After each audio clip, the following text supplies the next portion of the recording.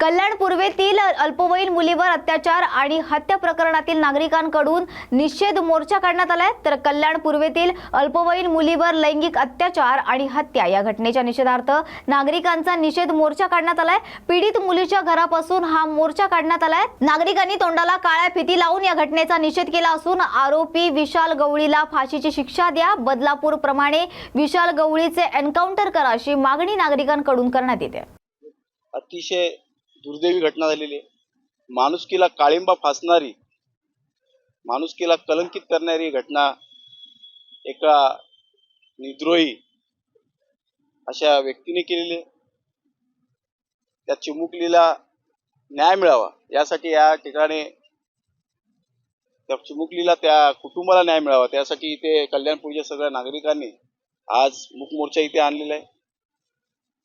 ज्याने हे अत्याचार केलं, निष्पाप लहान मुलीचा खून केला, अशा व्यक्तीला कठोरात कठोर शिक्षा मिळावी यासाठी सगळे नागरिक या ठिकाणी जमलेले आहेत आणि पोलिसांना निवेदन दिलेले आहे।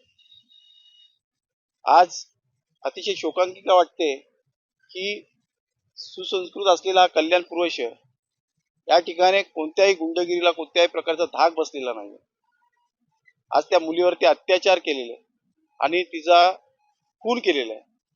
कठोरात कठोर शिक्षा झाली पाहिजे, फाशीची शिक्षा किंवा बदलापूरला जो प्रकार झाला, एन्काउंटर केलं अक्षय शिंदेचं, तशाच प्रकारे या ठिकाणी लोकांना अपेक्षा आहे की पोलीस अशा पद्धतीची कारवाई करेल आणि राज्य सरकार, मुख्यमंत्री साहेब या ठिकाणी, उपमुख्यमंत्री साहेब कल्याण पूर्वेच्या जनतेला न्याय देतील।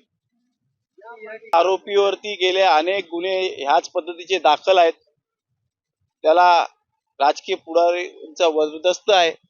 त्याला जर त्यावेळेस जर सोडवलं नसतं काही राजकीय पुढाऱ्यांनी, तर मला वाटतं ही अशी दुर्दैवी घटना या कल्याण पूर्वेमध्ये घडली नसते।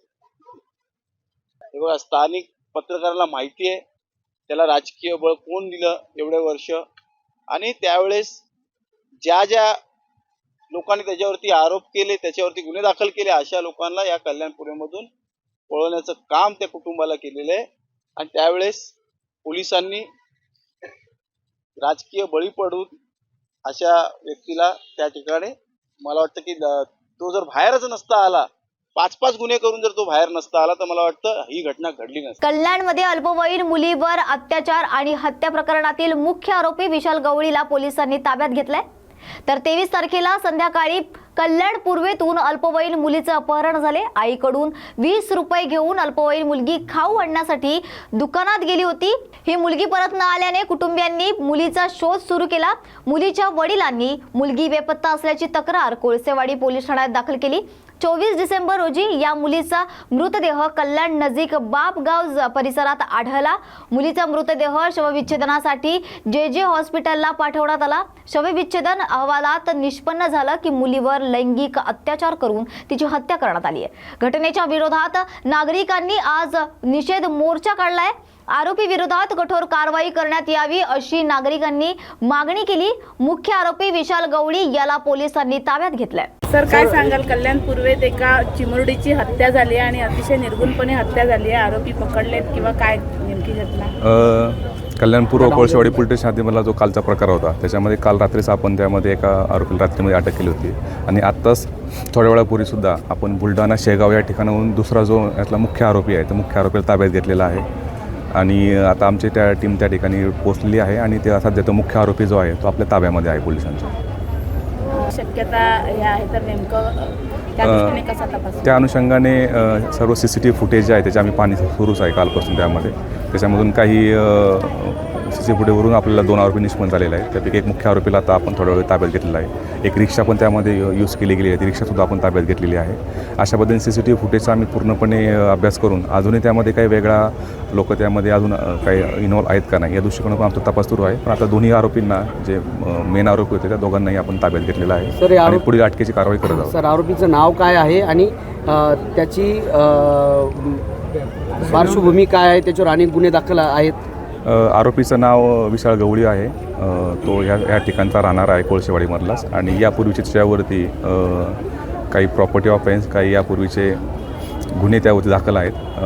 त्या पद्धतीचा रेकॉर्डसुद्धा पोलीस स्टेशनला आहे आणि त्या पद्धतीने आम्ही त्यावरती आता ताब्यात घेऊन पुढे अटकेची कारवाई करून योग्य ती कारवाई करणार आहोत. सर, त्याला तडीपार देखील केलेला, मात्र दरवेळेस तो न्यायालयामधून सुटून देतो. यावेळेस आपण काय करणार? जे काही स्ट्रॉंग प्रिव्हेंटिव्ह ॲक्शन असेल सध्या तर त्याच्यामध्ये गुन्ह्यामध्ये अटक करून त्याला जेलमध्ये करणे हा प्रायोरिटी आहे आणि त्याच्यावरती जे काही त्याचे गुन्हे आहेत त्या गुन्ह्याचा सर्व गुन्ह्याच्यावरती जे काही प्रिव्हेंटिव्ह ॲक्शन ते आम्ही सर्व त्यावर करणार आहोत. सर, आरोपीची पत्नी त्या संदर्भात काय सांगा? सध्या आरोपीच्या पत्नीला सुद्धा त्या गुन्ह्यामध्ये अटक केलेला आहे. गुन्ह्याचा तपास सुरू आहे. त्याच्यामधून जे काही अँगल्स किंवा जे काही गोष्टी बाहेर पडतील त्यानुसार त्याचा प्रत्येक आरोपीचा रोल त्यामध्ये ठरवला जाईल.